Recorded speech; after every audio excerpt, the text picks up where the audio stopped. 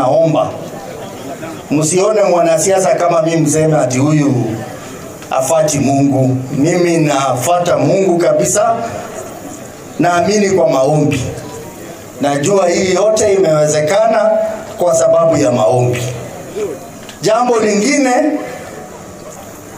mimi namshukuru kiongozi wangu Mheshimiwa Engineer Raila Amolo Odinga kwa kuniamini, kuona kwamba kwa viongozi wote wenye wako ndani ya ODM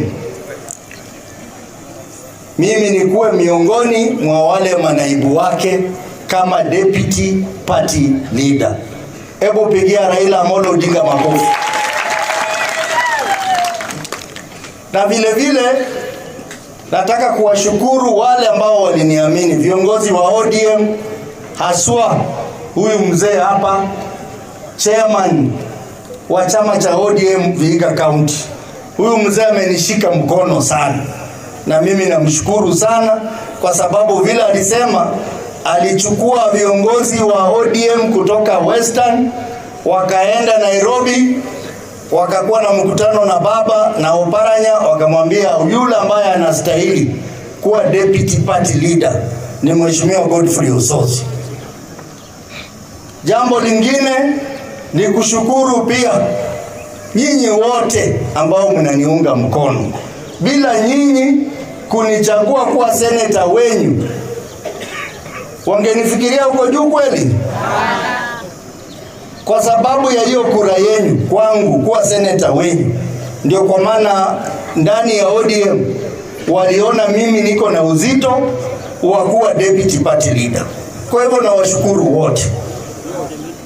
wote nawashukuru kwa ile kitu ambayo mmenifanyia. Lakini leo najua mmechoka na mko na njaa. Si mko na njaa? Bwana super senator ako hapa bwana. Tulieni. Vumilieni kidogo msikie maneno mazito, si ndio? Ambayo naenda kusema siku ya leo. Hiki kiti ambacho nimepewa